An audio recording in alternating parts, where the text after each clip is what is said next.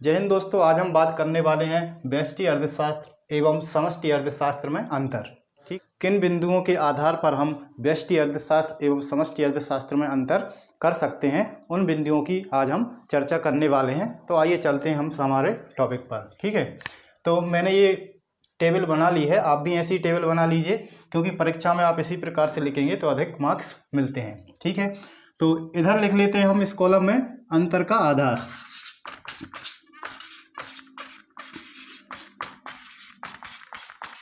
ठीक है, यानी किस आधार पर हम अंतर करने वाले हैं, तो ये अंतर का आधार उसको यहाँ लिखेंगे। यहाँ लिख लेते हैं व्यष्टि अर्थशास्त्र और इसमें लिख लेते हैं हम समष्टि अर्थशास्त्र, यानी व्यष्टि अर्थशास्त्र और समष्टि अर्थशास्त्र में किन बिंदुओं पर हमने अंतर किया है, ये हमें स्पष्ट हो जाएगा तालिका के माध्यम से। अच्छा, में जब ये प्रश्न पूछा जाएगा तो आप किस प्रकार से लिखेंगे? सबसे पहले व्यष्टि एवं समष्टि अर्थशास्त्र का एक छोटा सा परिचय देंगे और दोनों में क्या अंतर है, फिर उसके बाद ये तालिका बनाएंगे और फिर इसको लिखेंगे। किन बिंदुओं के आधार पर हमने इसमें अंतर किया है ये समझेंगे। तो व्यष्टि अर्थशास्त्र एवं समष्टि अर्थशास्त्र में अंतर, इसका जब हम लिखेंगे तो परिचय में क्या लिखेंगे? अर्थशास्त्र के अंतर्गत समष्टि अर्थशास्त्र और व्यष्टि अर्थशास्त्र, मतलब व्यष्टि अर्थशास्त्र वह अर्थशास्त्र होती है जिसके अंतर्गत किसी व्यक्तिगत विचार या व्यक्तिगत स्थान की आर्थिक क्रियाओं का विश्लेषण किया जाता है। ठीक है, और समष्टि अर्थशास्त्र के अंतर्गत एक संपूर्ण देश या राज्य या फिर संपूर्ण विश्व की समस्त आर्थिक क्रियाओं का विश्लेषण किया जाता है, उसे समष्टि अर्थशास्त्र कहते हैं। ठीक है, आप दोनों में अंतर किस आधार पर करेंगे? तो अंतर का पहला बिंदु आप कर लीजिए इसका अर्थ। ठीक है, तो अर्थ के आधार पर व्यष्टि अर्थशास्त्र और समष्टि अर्थशास्त्र में क्या अंतर है। तो सबसे पहले हम देखेंगे व्यष्टि अर्थशास्त्र का क्या अर्थ होता है। तो अर्थशास्त्र की वह शाखा है जिसमें व्यक्तिगत विचारों का अध्ययन किया जाता है, उसे हम व्यष्टि अर्थशास्त्र कहते हैं। यानी कि व्यक्तिगत विचारों का मतलब किसी एक क्षेत्र का या किसी एक इकाई का, उत्पादन की कोई एक इकाई हो। ठीक है, जैसे भारत की केवल रेलवे है तो रेलवे का अध्ययन करेंगे तो वो व्यष्टि अर्थशास्त्र के अंतर्गत आएगा, मतलब एक क्षेत्र है, एक इकाई है। यानी तो अर्थशास्त्र की, इसको आप पूरा लिखते जाइएगा, वह शाखा जिसके अंतर्गत व्यक्तिगत विचारों का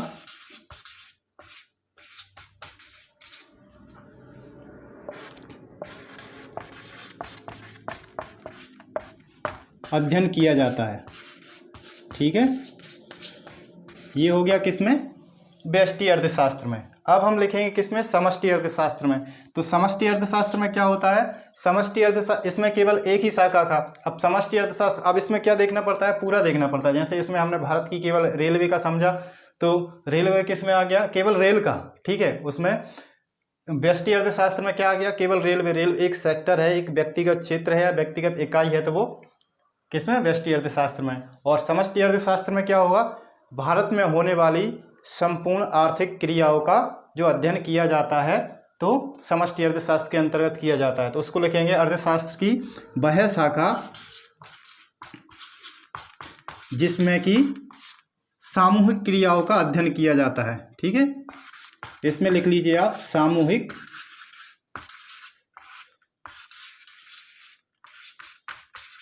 क्रियाओं और विचारों का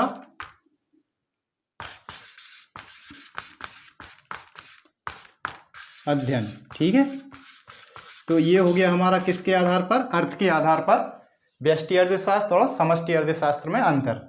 अब दूसरा पॉइंट क्या कर लें हम? क्षेत्र के आधार पे, है ना। तो दूसरे अंतर का आधार क्या कर लीजिए अब आप? क्षेत्र। यानी क्षेत्र के आधार पर व्यष्टि अर्थशास्त्र और समष्टि अर्थशास्त्र में क्या अंतर है।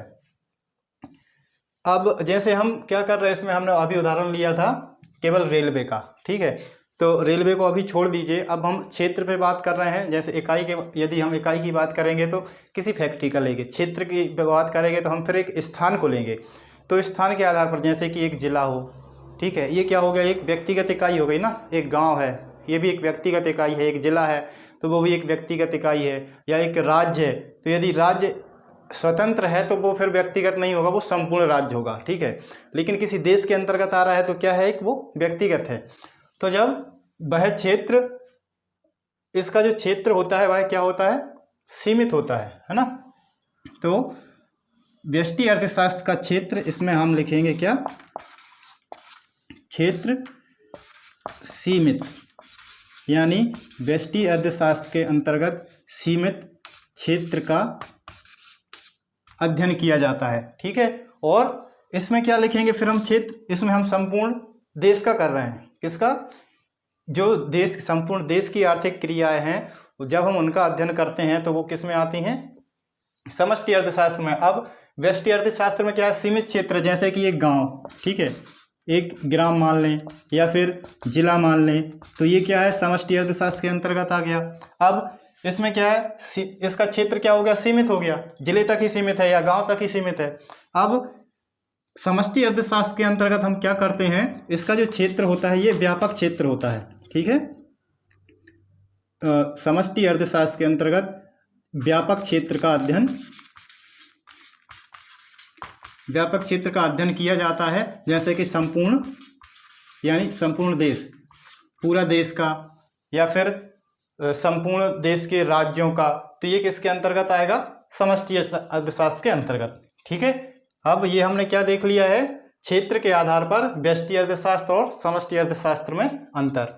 अब तीसरा बिंदु लिख लीजिए आप इसका, विकास का, यानी विकास किस प्रकार हुआ है।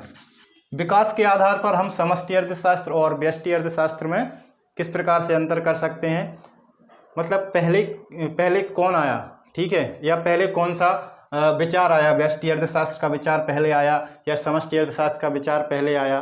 तो इस प्रकार से हम विकास के आधार पर इन दोनों में अंतर कर सकते हैं। तो व्यष्टि अर्थशास्त्र का जो विचार है वह समष्टि अर्थशास्त्र के विचार से पहले आया, ठीक है। तो विकास के पहले, इसमें क्या लिखेंगे, विकास वाले बिंदु में हम, विकास वाले बिंदु में लिखेंगे व्यष्टि अर्थशास्त्र का विकास, ठीक है। आप पूरा लिखिए, मैं शॉर्ट लिख रहा हूँ क्योंकि ये एक ही उसमें आएगा नहीं तो फिर तालिका दूसरी बनाना पड़ेगी हमें। तो व्यष्टि अर्थशास्त्र का विकास समष्टि अर्थशास्त्र से पहले, समष्टि अर्थशास्त्र से पहले हुआ, ठीक है।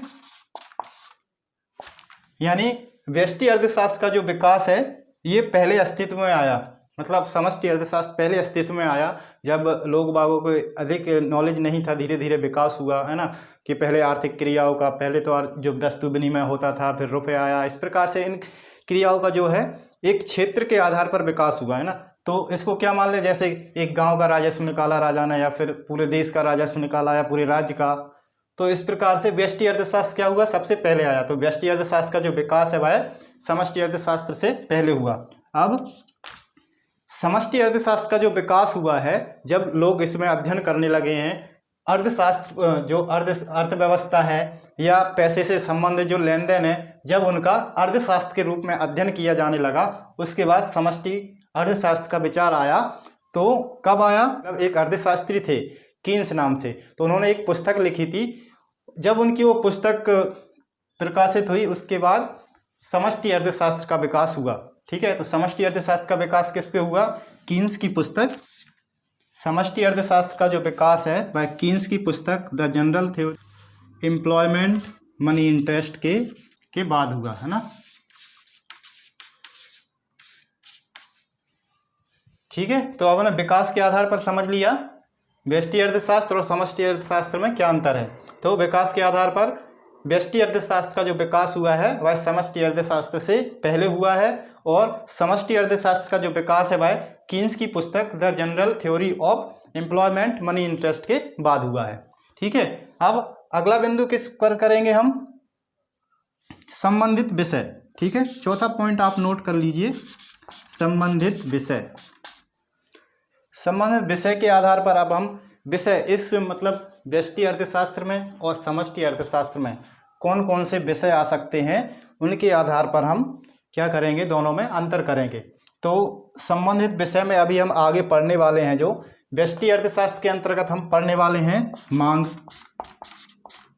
ठीक है, और पूर्ति मतलब बाजार में किसकी मांग है। मांग मतलब कि आपको क्या चीज़ की आवश्यकता है, बाजार में क्या सबसे ज़्यादा बिक सकता है। तो एक अध्ययन किया जाए, यदि ये देखा जाए कि किस चीज़ की मांग है, किस चीज़ की डिमांड ज़्यादा है, तो इसे पूरे संपूर्ण बाजार की मांग कहते हैं।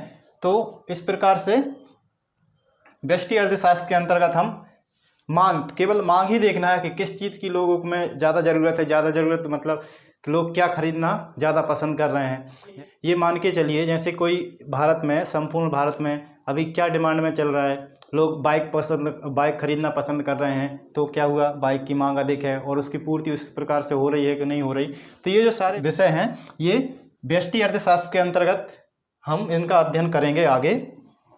तो संबंधित विषयों के आधार पर यदि हम दोनों में अंतर करें तो एक मांग विषय हुआ, पूर्ति विषय हुआ और बाजार के स्वरूप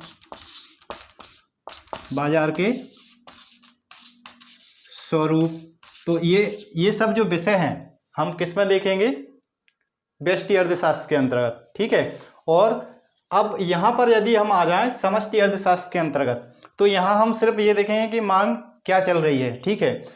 और अब हम यदि समष्टि अर्थशास्त्र में इन्हीं विषयों पर करेंगे तो समष्टि अर्थशास्त्र के अंतर्गत हम अध्ययन करेंगे, आगे पढ़ने वाले हैं हम इन सब विषय में। तो कुल मांग कितनी है, ये किसके अंदर अध्ययन करेंगे हम, समष्टि अर्थशास्त्र के। ठीक है।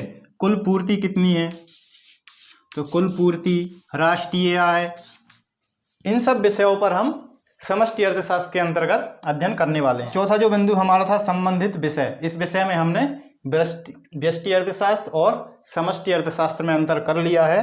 तो संबंधित विषय के अंतर्गत व्यष्टि अर्थशास्त्र में हम मांग, पूर्ति और बाजार के स्वरूपों पर अध्ययन करेंगे।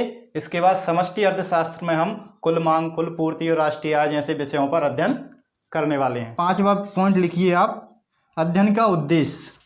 अध्ययन का उद्देश्य क्या होता है, जैसे कि अब ये मान लीजिए हमें केवल एक फैक्ट्री का मतलब कि एक व्यक्तिगत इकाई का, यानी जैसे भारत में हम मान के चलिए रेलवे का हमें या रेलवे की जो आर्थिक क्रिया है उनका विश्लेषण करना है, तो हम किसके अंतर्गत करेंगे, एक इकाई का कर रहे हैं हम, तो व्यष्टि अर्थशास्त्र के अंतर्गत। और यदि पूरे भारत की हम आर्थिक क्रियाओं का विश्लेषण करेंगे तो समष्टि अर्थशास्त्र के अंतर्गत। इसमें पूरा देश आ गया और पूरा क्षेत्र आ गया, तो जिसके अंतर्गत हम उस विशेष क्षेत्र की, पूरे क्षेत्र की और पूरे देश की आर्थिक क्रियाओं का विश्लेषण करने वाले हैं। तो किस में करेंगे हम, समष्टि अर्थशास्त्र में। ठीक है। यहाँ हम केवल व्यक्तिगत इकाई का आर्थिक क्रियाओं का विश्लेषण यदि करेंगे तो व्यष्टि अर्थशास्त्र के अंतर्गत। तो इसमें लिख लीजिए व्यक्तिगत इकाइयों के आर्थिक क्रियाओं का विश्लेषण हम किस में करते हैं, व्यष्टि अर्थशास्त्र में। ये आप पूरा लिखिएगा। ठीक है। मैंने केवल ये जगह हमारे लिए बचे क्योंकि एक पॉइंट और लिखना है। तो अध्ययन का जो उद्देश्य है, व्यक्तिगत इकाइयों के आर्थिक क्रियाओं के विश्लेषण के लिए हम व्यष्टि अर्थशास्त्र का प्रयोग करते हैं। ठीक है। अध्ययन का यदि अध्ययन करना है तो अध्ययन का जो उद्देश्य होता है वो इसके अंतर्गत होता है। और इसमें क्या आएगा, इसमें सामूहिक, यदि हमारा उद्देश्य ये है कि हमें पूरा देश का करना है या पूरी इंडस्ट्रीज का करना है या पूरा जो भारत में उत्पादन है उसका करना है, तो हम क्या करेंगे, फिर सामूहिक विचारों या सामूहिक इकाइयों की आर्थिक क्रियाओं का विश्लेषण। यदि हमारा उद्देश्य ये है कि हमें केवल एक ही क्षेत्र की इकाइयों के आर्थिक क्रियाओं का विश्लेषण करना है तो हम व्यष्टि अर्थशास्त्र में जाएंगे।